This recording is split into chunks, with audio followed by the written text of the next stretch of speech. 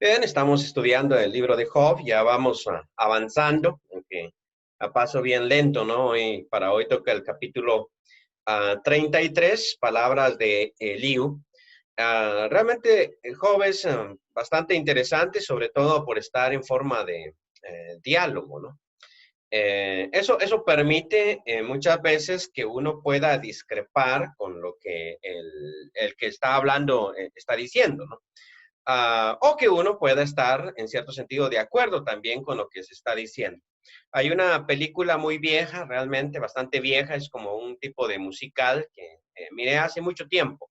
La he buscado en YouTube, pero no la encuentro, ¿no? Se llama El violinista sobre el tejado, que es de una familia rusa judía rusa, ¿no? Y enfrentan sus grandes problemas porque los judíos dependen mucho de la tradición, etcétera, ¿no? Y en determinado momento dentro de la película está el personaje principal que es un analfabeta, él es judío y sigue la tradición, pero él no sabe absolutamente nada. Y hay dos personas que están debatiendo, porque los judíos debaten mucho, ¿no? Y entonces él está parado ahí y cuando uno habla, él dice, usted tiene la razón.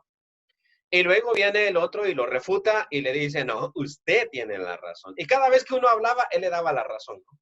Y entonces hay un tercero, porque hay mucha gente ahí que está viendo el debate y se le acerca y le dice, no, eso no puede ser, espera un momento, ¿no?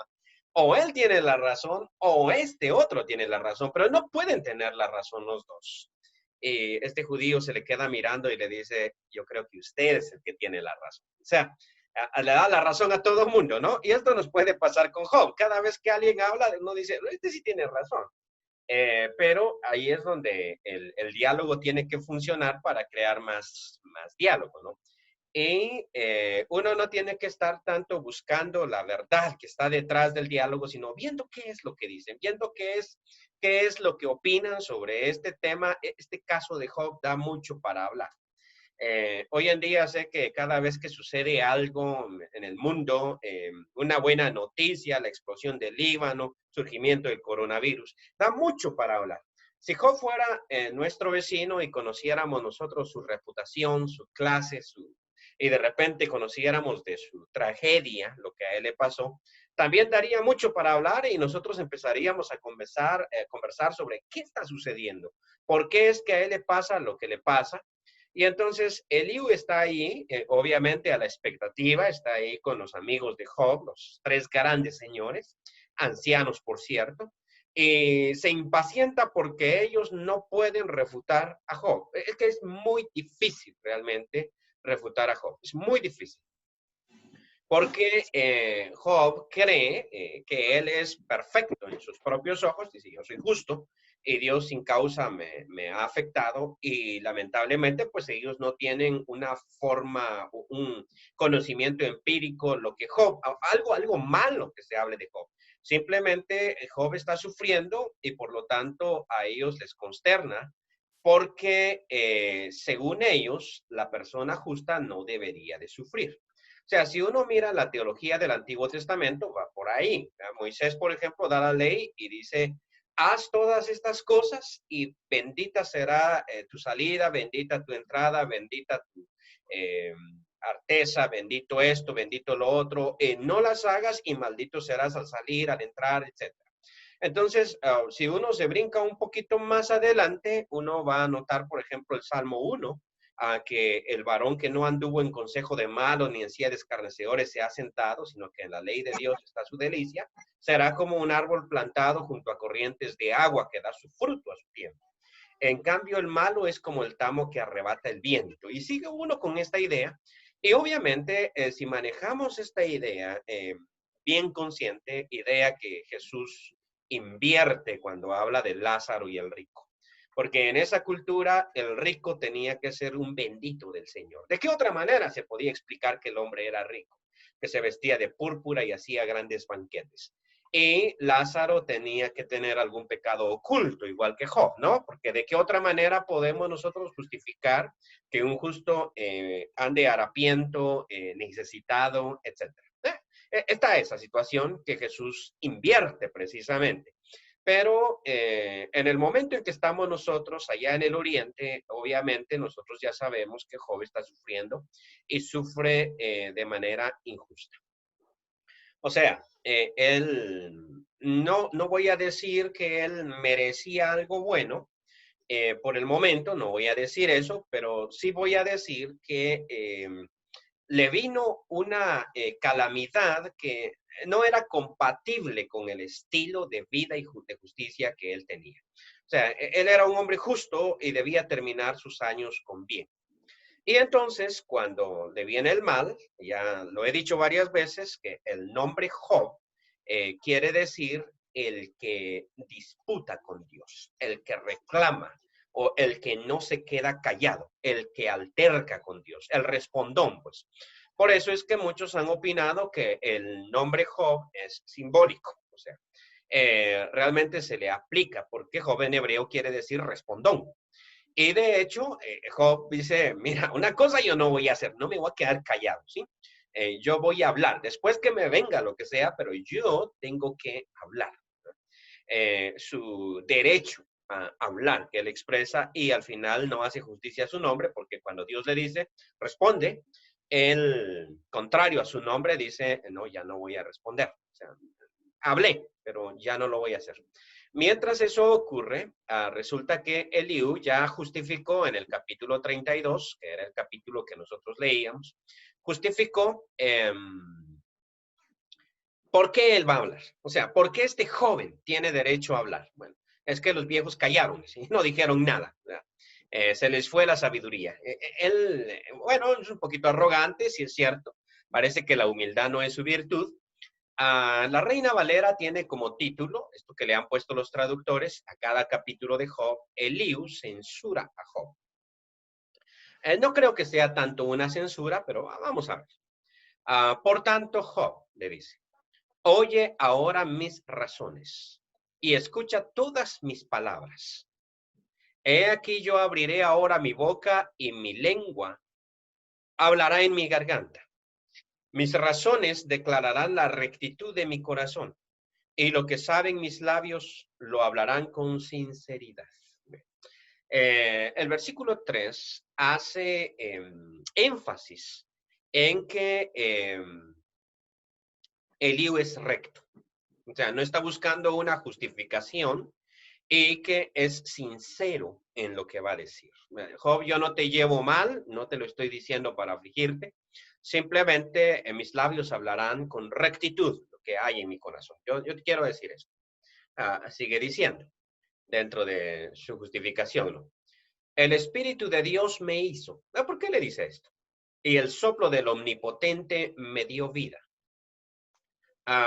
Esto es, bueno, en la poesía hebrea hay esta figura que se llama paralelismo. Decir dos veces la misma cosa con diferentes palabras. El Espíritu de Dios me hizo y eso es lo que hace que esto sea un poema. Y el soplo del Omnipotente me dio vida. Respóndeme si puedes. Ordena tus palabras, ponte de pie. Bueno, figurativamente, ¿no? Ponte de pie. Heme aquí, a mí en lugar de Dios, conforme a tu dicho. De barro fui yo también formado. He aquí mi terror no te espantará, ni mi mano se agravará sobre ti.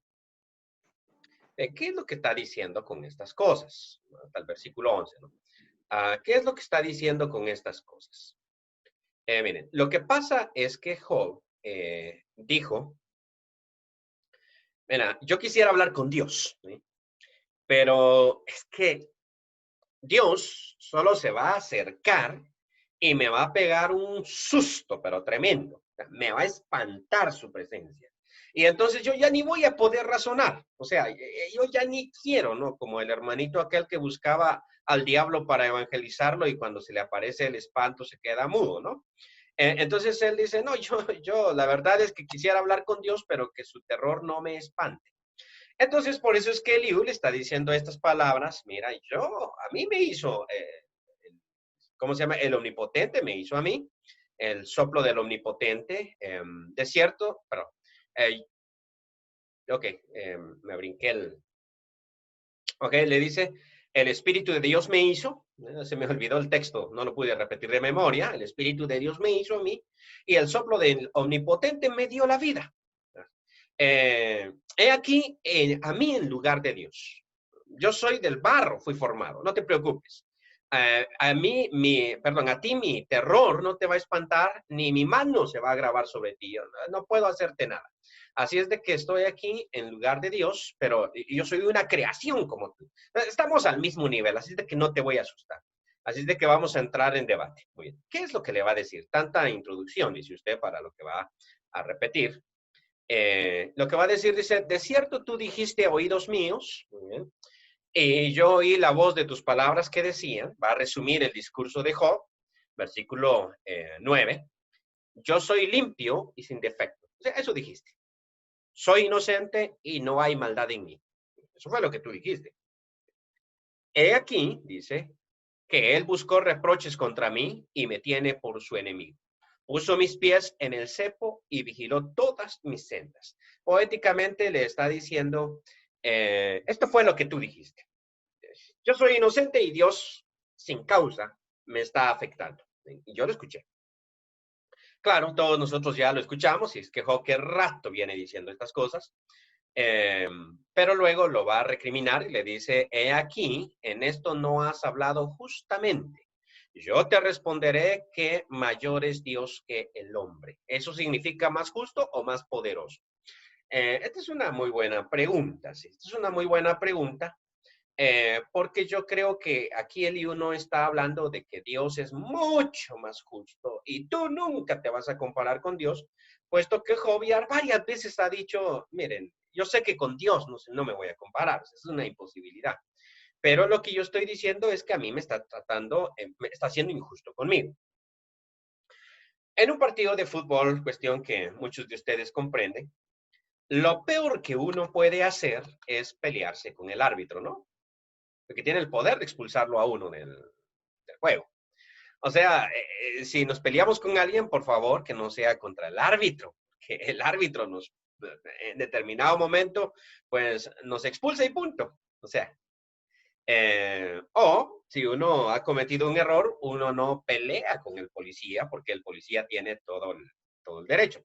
A propósito de los abusos policíacos que han sucedido en Estados Unidos, me he dado a la tarea de estar revisando cómo es la ley norteamericana. Entonces, hay un abogado que tengo como contacto en YouTube y cada vez que sube un video, porque él discute sobre estos temas, pues me llega la notificación para que yo lo mire. Y él dice, que por lo menos en California, de donde él es, la policía tiene todo el derecho de pararlo a uno. O sea, si uno va por la calle, uno tiene todo el derecho de pararlo a uno. Muy bien. Y si le dicen, acompáñanos a la estación, tiene todo el derecho. Muy bien. Hasta ese momento uno no se mete a problemas, pero si uno le dice no, ahora uno sí va preso por oponerse al arresto. Oye, ya la tengo perdida. Sí, la tiene perdida. O sea, si un policía lo ataja y le dice bájese del carro, pues me abajo, ¿no? O sea, me abajo. Lo que pasa en Honduras es que los asaltantes a veces se visten de policías. Así es de que cuando un policía le dice a uno, me aceleren. Y uno tiene la excusa, yo pensé que, o sea, usted sabe, ¿no? Pero es una tontera realmente oponerse a quien tiene la fuerza. O sea, eso no se hace. Eso no se hace. Y yo creo que eso es lo que le está diciendo Elio aquí. Mira lo que estás diciendo tú. O sea, Dios es mayor que el hombre. Incluso Eclesiastés da este consejo, ¿no? Cuando vayas ante la casa de Jehová, cuida tu boca de no hacer promesas, capítulo 5, ¿no? ¿Por qué? Porque Dios está en el cielo, pero tú sobre la tierra. ¿Y eso qué significa? Bueno, significa, mira, Dios está en un estatus que no estás tú. Y tú estás sobre la tierra, así es de que no tienes control sobre muchas cosas. Entonces, no prometas, no hagas promesas, ¿no? Pero aquí Elio le dice, mira, aquí esto que dijiste, yo soy recto y Dios buscó contra mí causa, o sea, me agarró sin causa. Entonces, esto no es sabio, mijito. ¿Por qué? Porque le dice, yo te responderé a ti que mayor es Dios que el hombre. O sea, están en dos niveles tan distintos. Y entonces aquí no hay razón para estar discutiendo. ¿Por qué contiendes contra él? ¿Por qué contiendes contra él? ¿Por qué? Porque él no da causa de ninguna de sus razones. Y esto creo yo que no lo hemos entendido. O sea, yo creo que el lío aquí da un punto, este es un punto fundamental que a veces nosotros no comprendemos muy bien. Porque estamos acostumbrados a pensar que nosotros nos merecemos todo. O sea, dicho de otra manera, yo merezco cuando voy para Guatemala que ustedes me hospeden en su casa. Me merezco eso. Me merezco un desayuno. Y pensamos que nos merecemos las cosas. Y cuando no nos dan lo que nosotros pensamos que nos merecemos, entonces decimos, qué barbaridad. O sea, ni un traguito de agua me pudo dar. Una vez andaba yo evangelizando por San Pedro Sula. Calorazo que hacía ahí. Había una señora que salió ahí como de unos 70 años, tal vez. Y me dijo desde la puerta, yo soy testiga de Jehová, conmigo va a perder el tiempo, pero si quiere, pase. ¿A quién le dicen eso, no? Y pasé, ¿no? O sea, vamos a pasar. Curiosamente, cuando estaba con ella, ¿no? Me agarró un ataque de tos, un ataque así de esos que no puede uno dejar de toser porque algo me estaba molestando la garganta y esta señora se me quedaba mirando a los ojos y no me ofreció ni un traguito de agua. O sea, yo esperaba que me diera, ¿verdad? Pero tampoco fui tan humilde como para pedirle, pero yo tosía y ya no me daba nada. Cuando salí de ahí, dije, qué testiga de Jehová, ni siquiera un trago de agua me pudo dar, ¿no? Pero realmente me pregunto, ¿tenía que darme un trago de agua ella? O sea, ¿tenía que hacerlo? No sé, por cortesía tal vez. Pero nosotros estamos acostumbrados a pensar que es que nos merecemos y que hoy en día, sobre todo, porque nosotros ya acabamos con esa idea del rey, para contárselas cómo va la cosa. En la Edad Media, cuando había emperador en Europa, había un dicho bien interesante. Larga vida al emperador, pero larga vida lejos de aquí. O sea, era bien interesante, ¿no? Larga vida al emperador, pero larga vida lejos de aquí. ¿Por qué? Porque cuando el emperador visitaba un pueblo, en aquella época no habían capitales, no había una ciudad, no había un estado como nosotros lo conocemos, no había organización, sino que solo sabían que este tipo es el emperador de aquí. Y que cuando vengan los enemigos y nos invadan, él va a traer un ejército y nos va a proteger. Eso es todo el trato. Pero la gente no lo conocía. Entonces, él, como no tenía una capital, generalmente estaba en Aquisgrán, ¿no? Pero no tenía una capital fija. Entonces viajaba por todo su imperio y cuando llegaba a la aldea o al pueblo, el pueblo tenía que alimentarlo a él y a toda su corte, que eran como 100 personas. Entonces, para el pueblito eso era, ay Dios mío, entonces por eso gritaban larga vida al emperador, pero decían de voz baja, pero lejos de aquí, o sea, es que no podemos alimentar a este. Y en ese tiempo la gente no se preguntaba, ¿qué hace este señor por nosotros?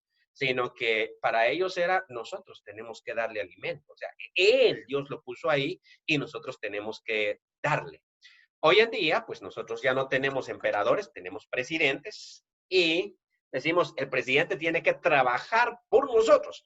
Muchos periodistas dicen eso constantemente, el presidente es nuestro trabajador y nosotros somos sus patrones porque nuestro sueldo paga su salario. Digo, nuestro impuesto paga su salario. Yo creo que es correcto eso. El problema es que se lo aplicamos a Dios a veces. O sea, decimos, es que Dios tiene que darme esto, es que Dios tiene que darme esto otro, es que Dios está en una obligación a darme esto otro y no hemos reconocido que Dios es Dios. Y esto es lo que Eliú le está diciendo. Mira, vamos a leerlo otra vez. Le dice, ¿por qué contiendes contra él? Porque él no da cuenta de ninguna de sus razones. O sea, o dicho de otra manera, no está obligado a entregarte cuentas de cómo maneja el mundo. O sea, esto no es posible, ¿no? Porque él es Dios, es mayor que nosotros. Y a partir de ahí, no te tiene que dar cuentas a ti. Sin embargo, dice él, en una o dos maneras habla Dios, pero el hombre no entiende. Vamos a ver cuáles son esas dos maneras. Primera manera, por sueño en visión nocturna. Cuando el sueño cae sobre los hombres, cuando se adormecen sobre el lecho, Entonces revela al oído de los hombres y les enseña su consejo, para quitar al hombre de su obra y apartar del varón la soberbia. Detendrá su alma del sepulcro y su vida de que perezca a espada. Observemos esta idea que es común hoy en día. Dicen, ¿verdad? Que uno tiene que dormir con una libreta a la par de la cama, lista, porque de cuando en cuando tiene un sueño brillante que le puede dar la idea del millón. O sea, eso lo vi en un documental que se llamaba así, precisamente, la idea del millón, de personas que habían tenido una idea increíble y esa idea los había hecho millonarios. Es la idea del millón. Entonces hay que tener una libreta porque a veces entre el sueño y estar uno despierto cuando uno está a punto de dormirse o cuando está despertando, tiene ideas que son geniales y a las 2 horas uno trata de acordarse de, yo tenía un sueño, pero increíble, ¿no? Tenía una idea, pero genial, pero no me acuerdo. Entonces, se mantiene esta idea de que en esos momentos específicos uno es bastante lúcido, uno es bastante, en ese momento hay cierto tipo de revelación y esto es parte de la tradición antigua y se revela aquí en las palabras de Eliú. Que estén en la Biblia no significa que sean ciertas, por favor hay que entender eso, estamos en diálogo y los amigos de Job se equivocaron, así es de que esté en la Biblia no quiere decir que sea cierta, pero es parte de esa tradición, ¿no? Dice, por sueño, en visión nocturna. ¿Cuándo? Cuando el sueño cae sobre los hombres, cuando se adormecen sobre el lecho. En ese momentito, revela al oído de los hombres y les señala su consejo. Aquí es donde Dios habla, en este momentito. No estás ni dormido ni despierto. Pero el Señor no le está revelando la idea del millón, no nos equivoquemos, no es eso lo que Dios está diciendo. Lo que está diciendo es que el propósito de Dios es quitar al hombre de su obra. O sea, en ese momentito le está diciendo, no hagas lo que estás pensando hacer. Aléjate de ahí. Apartar al varón de la soberbia, que esto es lo más grave. Detendrá su alma del sepulcro y su vida de que perezca a espada. O sea, mira, Dios no tiene obligación de, Dios no tiene obligación de darme cuentas a mí, pero en su misericordia Él se acerca a mí y me dice por dónde yo debo marchar. Ok, no hay peor cosa que ser abogado y tener muchos amigos, doctor y muchos amigos, psicólogo y muchos amigos que conozcan el número de teléfono de uno porque todos quieren asesoría gratis. O sea, eso de, hermano, usted es doctor, sí. Fíjese que yo tengo una pregunta, sí, pero visíteme allá en mi clínica. No, espérese, sí, rapidito. Yo tengo una pregunta. Creo yo que en todas las iglesias los doctores tratan de pasar al anonimato, o sea, no digan que soy doctor. Incluso en la iglesia aquí donde me congrego, o me congregaba antes del coronavirus, hay una hermana que es doctora. Y lo curioso es que tuvieron que anunciar una vez, o sea, en los anuncios de la iglesia, hermanos, por favor, no molesten a la hermana. Pero no fue ella, sino ¿cómo se llama este? Eh, los pastores de la iglesia, los ancianos de la iglesia. Porque después dijeron, miren, ella dice que está dispuesta a dar consultas gratuitas, obviamente, después del culto. Que ella se queda ahí en la oficinita y ahí va a dar consultas, porque ustedes la están sacando. O sea, se sentaban a la par de ella en el culto y dije, hermana, que tengo este y este y este problema. Esa es la cuestión que ellos querían evitar. Si uno es psicólogo, ay, Dios mío. Entonces me imagino yo los mensajitos de WhatsApp, hermano, estoy triste, no sé qué hacer. Ok, y todo gratuito, ¿no? Lo curioso es que así tomamos nosotros a Dios. O sea, observemos, hay un texto bien interesante que usan mucho en las iglesias pentecostales. Nadie se presentará a mí con las manos vacías. Y sí es un texto bíblico, y es del Antiguo Testamento. Y la idea es, cuando te presentes al templo, tienes que traer algo. Y esto es parte de la idea. O sea, no busques consulta gratis. Pero nosotros sí la buscamos. O sea, Señor, ayúdame. Señor, ilumíname. Y a veces pensamos, el Señor se va a poner contento de que yo lo emplee. Hey, momento, acuérdese que esta consejería que usted está pidiendo es gratuita. Y Dios de gratis se la está dando. O sea, es una cuestión de, Señor, te agradezco por haberme iluminado. O sea, esto, a veces nosotros notamos como que Dios fuera como ese papá que nos está regañando y nos dice, no hagan esto. Y nosotros, qué barbaridad, ¿cómo se mete en mi vida? No, no, la idea es, Señor, gracias porque te dignaste, porque díganme ustedes que el Señor va a pasar muy triste la eternidad si yo no estoy en el cielo junto a Él. O sea, es la idea. Va a pasar deprimido y toda la eternidad va a afligirse por mí. O sea, eh, notemos esa idea. Realmente no es así. Es de decirle, Señor, gracias porque te dignaste, o sea, iluminarme a mí. Y esto es lo que Pablo decía todo el tiempo, ¿no? Todo el tiempo él decía, la gracia de Dios no ha sido en vano conmigo. Vamos a seguir con lo que Eliú dice. Ahora, una vez que le está diciendo eso a Job, le dice, ¿sabes tú que también sobre su cama es castigado el hombre? ¿Cómo así? No, sí, también sobre su cama es castigado. ¿Y por qué? ¿Qué tiene que ver esto? Es que él dijo que hay dos maneras en que Dios habla. Bueno, en poético dijo en una o en dos. Eso no quiere decir no en tres, lo que quiere decir es te voy a decir dos. Puede que Job tenga otra. También sobre su cama es castigado, con dolor fuerte en todos sus huesos. Híjole, esto sí está feo, ¿no? Huesitis, como es en Futurama, le dio huesitis, ¿no? Que le hace que su vida aborrezca el pan. Se gane al pan le siente sabor. Y su alma la comida suave. Su carne desfallece de manera que no se ve y sus huesos que antes no se veían aparecen. O sea, lo que yo quiero que se mire ahora no se ve, que es mi carne, y lo que yo no quiero que se mire son mis huesos y ahora se ven. Dicen que cuando uno envejece eso le pasa. O sea, porque cuando uno envejece dice que tiene más pelo en donde uno no quiere, o sea, eso significa en la nariz y en las orejas. Le salen a uno muchos vellos en las orejas cuando uno ha envejecido y se le cae de donde uno sí lo quiere, o sea, de la cabeza. O sea, se quedan calvos y tienen pelo en las orejas. Uno dice, ¿qué cosa? No. Para Job le está pasando lo contrario y prácticamente es una descripción de él. Su alma se acerca al sepulcro y su vida a los que causan la muerte. ¿Qué le está diciendo? Le está diciendo, tú dijiste que Dios no te escucha y que Dios no te habla, pero no te has fijado que Dios sí te está hablando, porque esta es una de las maneras en que Dios habla. Es cierto que Dios habla en el sueño, cuando uno adormece, pero también es cierto que en su cama el hombre es castigado y ahí es que Dios le está hablando. ¿Es la voz de Dios hablándome? Sería la buena pregunta.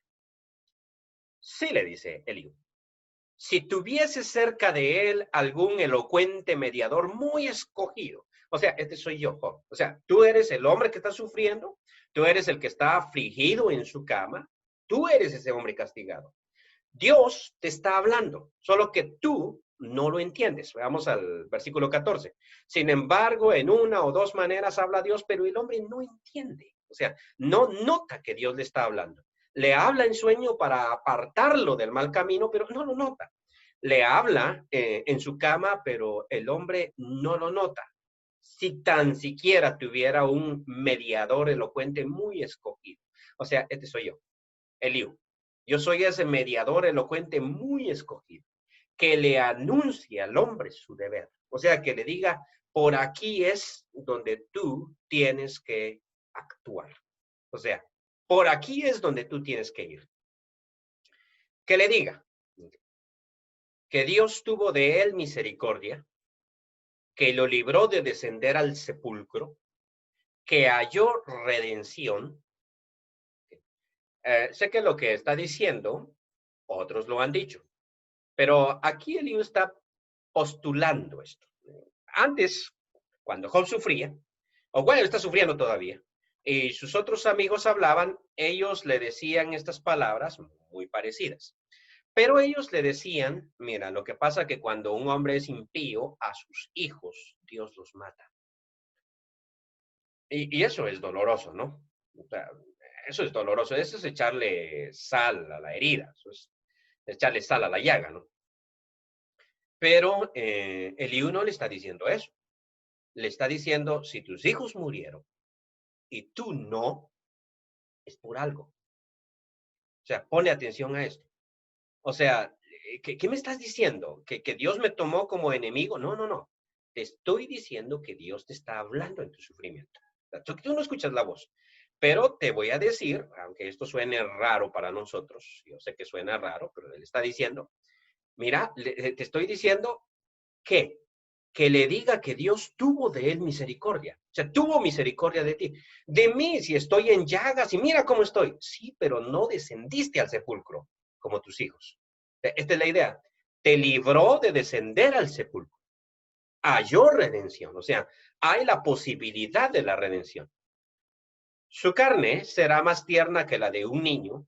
Volverá a los días de su juventud, orará a Dios y éste le amará y verá su faz con júbilo y restaurará al hombre su justicia.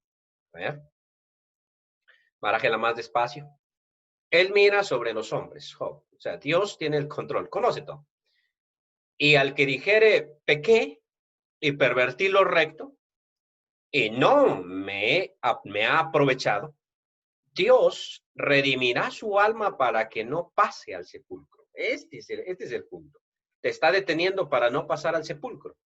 Y su vida se verá en luz. He aquí todas estas cosas hace Dios 2 y 3 veces al hombre, para apartar su alma del sepulcro y para iluminarlo con la luz de los vivientes. Hay una palabrita que él menciona al inicio. Permítame.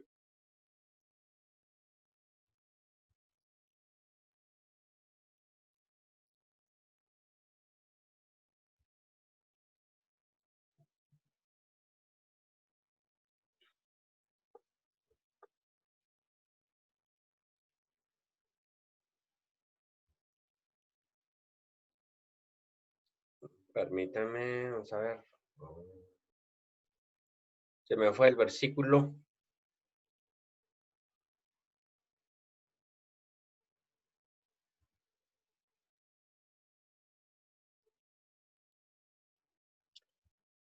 Ok.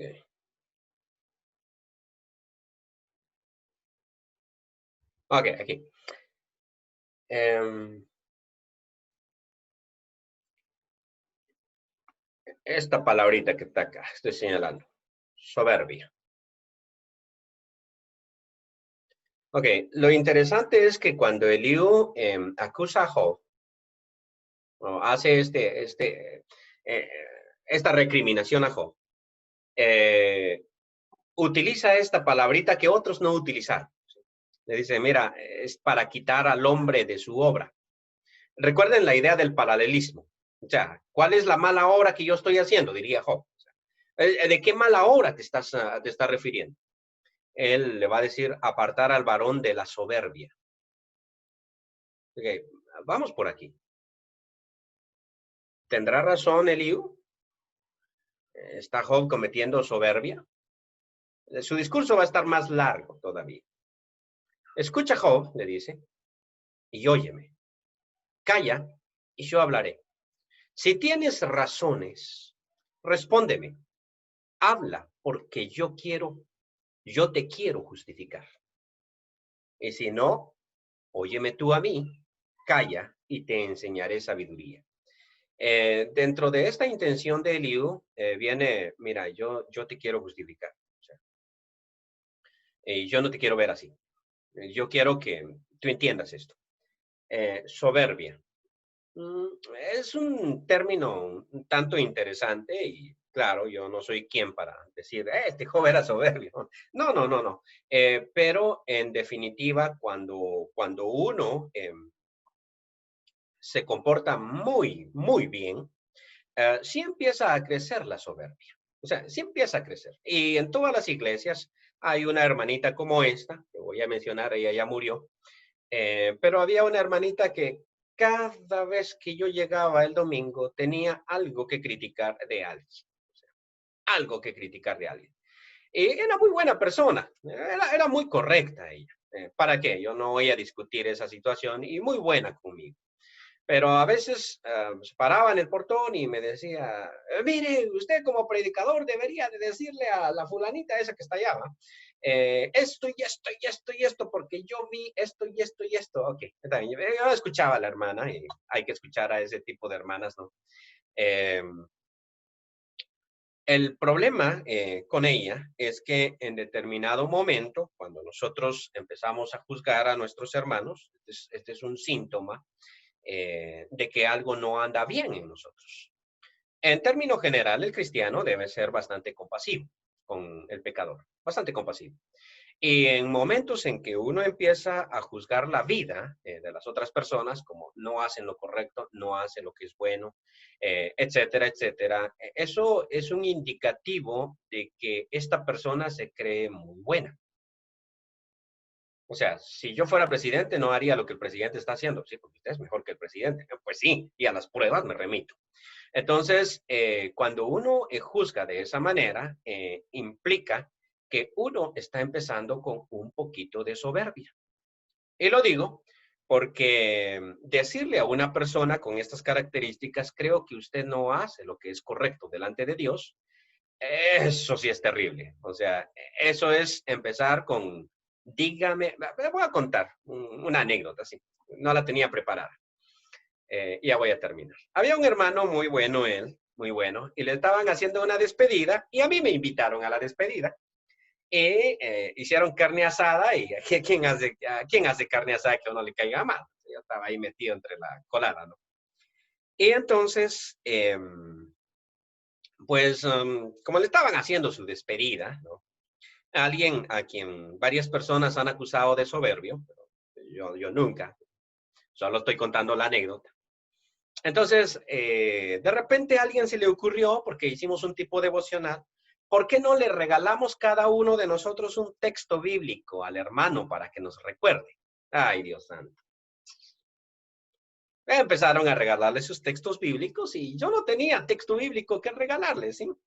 Entonces, como un consejo, ¿no? O sea, es un texto que a mí me gusta mucho, del apóstol Pablo, Gálatas capítulo 1. Pablo dice, si yo agradara a los hombres, ya no sería siervo de Cristo. Para mí es un texto muy bonito. Y es un texto que marca mi vida. Digo yo, cada vez que yo digo, no es que yo quiero caerle bien al fulano. Momento. En el momento en que le querrás caer bien a alguien, ya no será siervo de Cristo. O sea, Pablo dice así, si yo quisiera agradar a los hombres, si yo todavía agradara a los hombres, porque él dice, en determinado momento yo sí lo hacía, pero si yo todavía agradara a los hombres, ya no sería siervo de Cristo. Y se lo cité. Mejor no lo hubiera hecho. Pasaron todos los textos y después dice, yo solo tengo una pregunta. ¿Usted cuándo a mí me ha visto tratar de agradar a los hombres? Pues definitivamente ahorita no. O sea, ahorita no, porque me está cayendo, ¿no? Y se me armó tremendo relajo en ese lugar, así de que uno dice, trágame tierra, ¿yo cómo hago para agradar a este? O sea, esa es la idea, ¿no? Qué mal caí, definitivamente. ¿Por qué tuve que mencionar ese texto? Pero yo no hubiese sentido, si a mí me lo hubieran dicho, no hubiese sentido que el hermano me estuviese diciendo, usted quiere agradar a los hombres, pero él sí lo sintió. Y lo sintió sumamente ofensivo. Dijo que yo lo había acusado de estar agradando a los hombres. Es posible, ya pensándola bien, ahora, es posible que el texto se haya interpretado así. Pero él lo interpretó de esa manera porque consideraba que su vida era correcta y yo estaba haciendo una acusación. Es interesante realmente cuando nosotros tomamos ese tipo de actitud.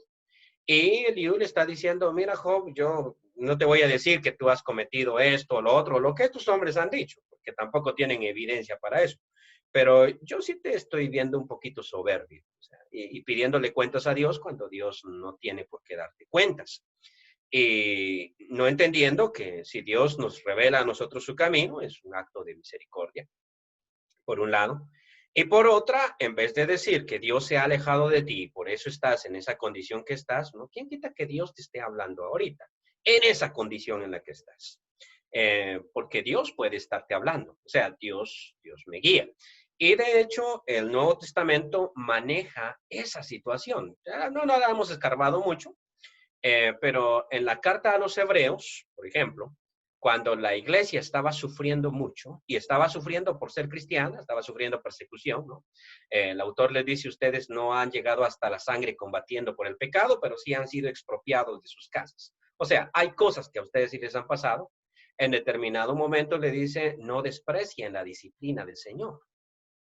¿Cómo es eso? O sea, el hecho de que me quitaron mi casa la semana pasada por ser cristiano es disciplina del Señor. ¿Eso significa disciplina del Señor? Sí, fíjate, es disciplina del Señor.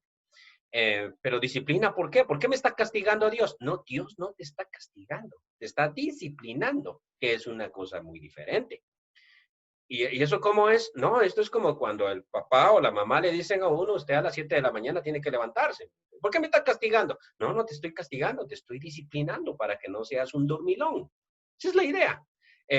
Mira, se me antoja una manzana. No, no, no, hasta la hora del almuerzo. ¿Pero por qué? Porque te estoy disciplinando. Necesitas, y tú entiendes eso como adverso. No, yo te estoy disciplinando, te estoy llevando a un nivel superior. Que me quiten mi casa, ¿me va a disciplinar a mí? Sí. Dijo, Dios te está hablando. Tú tienes que escucharlo. Bien, no sé si hay una pregunta, comentario. Igual, son las ideas de Eliú. Quien las rechace, pues no me rechaza a mí, me rechaza a Eliú. Pero Eliú no sabemos si estaba inspirado, ¿sí? Es diálogo y al final Dios dice, todo está inspirado obviamente, pero Dios dijo al final, mi siervo Job habló lo correcto, no como ustedes. Sí, claro, se lo dijo a Bildad, Sofar, a Elifaz. A Elifaz se lo dijo, ¿no? Job habló lo correcto, ustedes no. Ok, entonces eso nos da cierta libertad para entrar a Job, ver el diálogo y decir, yo creo que Eliú no está diciendo lo correcto, o yo creo que sí. Que el Señor nos bendiga en esta tarde.